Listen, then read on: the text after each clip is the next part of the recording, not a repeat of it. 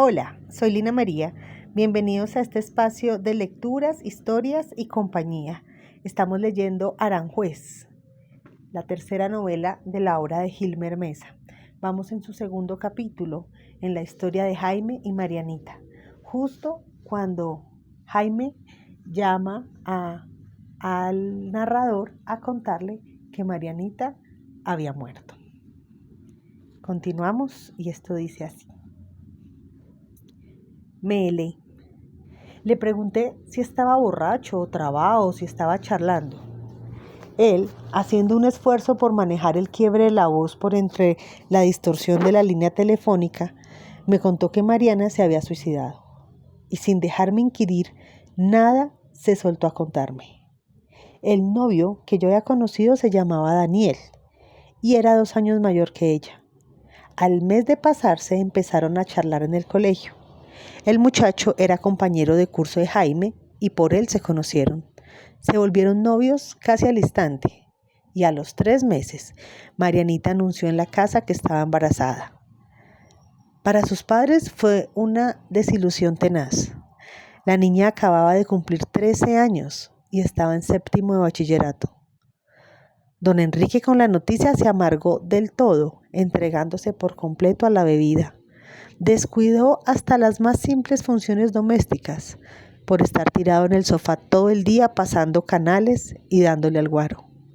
Pues en ese barrio no pudo encontrar una cantina amigable y sus borracheras se trasladaron a la sala de su casa, en donde sus hijos lo encontraban al llegar del colegio tirado en calzoncillos, babeando el reposabrazos del mueble y con media botella de guaro a punto de caérsele de la mano. Doña Alicia se entristeció con la noticia y durante el embarazo se le escuchaba llorar a cada rato encerrada en el baño. Aunque con el tiempo se fueron acostumbrando y después de los 6 meses las cosas retornaron a una aparente normalidad. El muchacho quería responder por el bebé y hacía parte de lo que se consideraba en esta sociedad pacata y elitista una buena familia.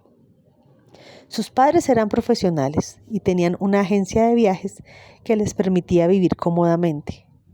Sin embargo, el embarazo sumió a Marianita en un torbellino de emociones encontradas. No había empezado a disfrutar el enamoramiento cuando ya estaba encinta, transformándose de suave y amorosa en intensa y celosa hasta la exasperación. El muchacho era un adolescente común y corriente. A veces se olvidaba de ir a visitarla, o se entretenía jugando fútbol o viendo un partido con los amigos. Y la niña se hacía un cúmulo de furias e increpaciones. Le inventaba romances y lo trataba de mal padre y abusivo.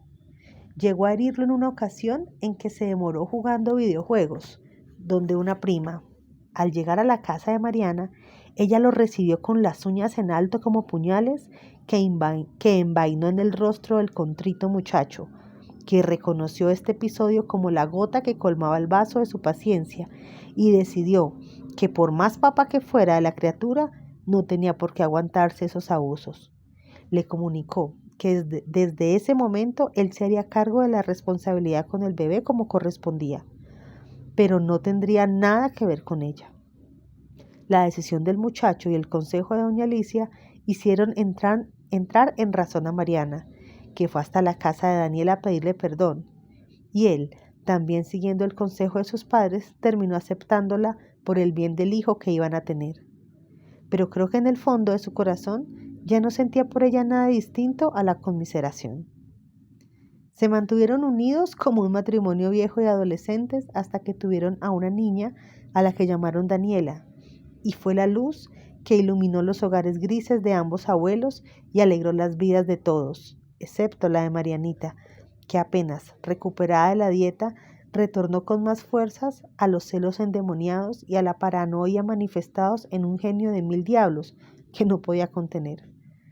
Una noche de viernes, después de haber volteado toda la semana con Mariana y Daniela, Daniel se quedó dormido cuando regresó del colegio agotado con los chequeos de rutina, donde le habían recetado a ella unas sondas para que amamantara más y mejor, que lo hicieron recorrer todo el centro en su búsqueda, y congestionado con los exámenes de mitad de año, La siesta que tomaba de media hora antes de ir a donde su hija se le alargó a 5 horas y al despertar salió corriendo para donde Mariana, pero ya era tarde.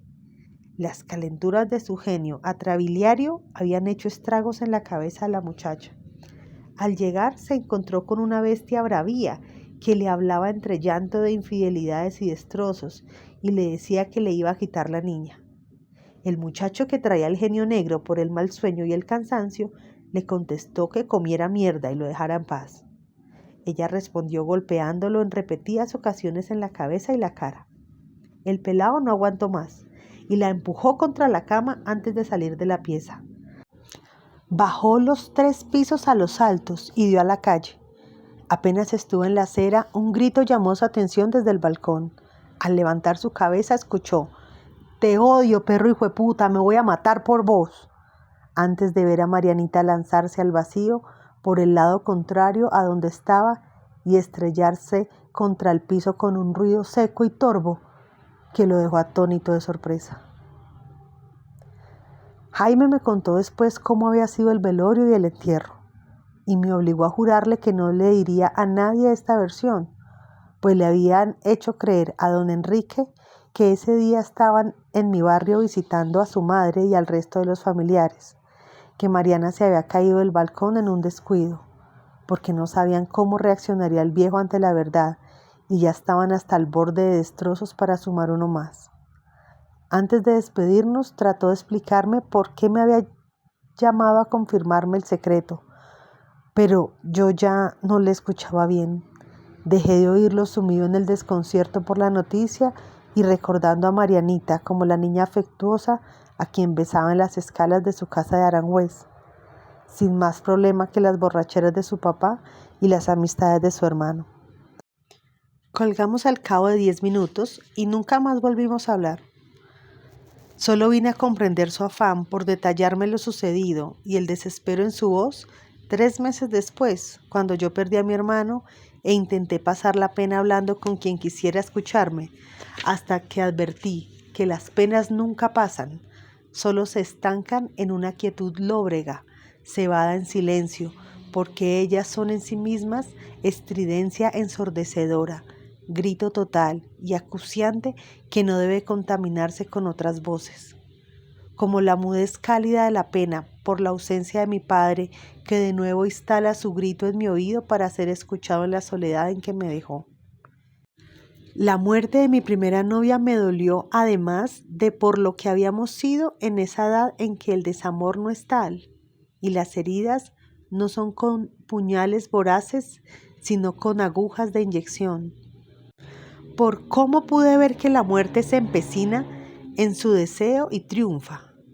Esa familia se fue del barrio esquivando la posibilidad real de que la esquina matara a su hijo, y encontraron el sacrificio de la hija. Mi papá me contó muchos años después que se encontró a don Enrique de casualidad, un día que lo recogió en el centro para una carrera. Estaba muy borracho cuando se montó en el taxi y se demoró en reconocerlo. Después hablaron de todo, del barrio y de sus hijos, y antes de bajarse él le dijo: «¿Cómo es que se me cae la niña, hombre rey? Muerte, hijueputa. Nos vinimos del barrio huyéndole y la hijueputa nos alcanzó». Al final, ese padre que nunca supo del suicidio de su hija entendió una verdad más importante y universal: que la muerte es caprichosa, perra y mala en sus actuares, que cuando afila su guadaña se lleva lo que tenga por delante, sin importar qué se haga para evadirla, porque somos los juguetes con que embolata su tenebrosa perpetuidad inmortal. Y así llegamos al final de este segundo capítulo, Jaime y Marianita, de esta novela que se llama Aranjuez. Una novela que retrata la historia de un barrio, como muchos barrios de este país. Una historia de familias, como muchas familias de este país. Gracias por escucharme. Gracias por darle me gusta y por compartir este video. Nos escucharemos en una próxima oportunidad.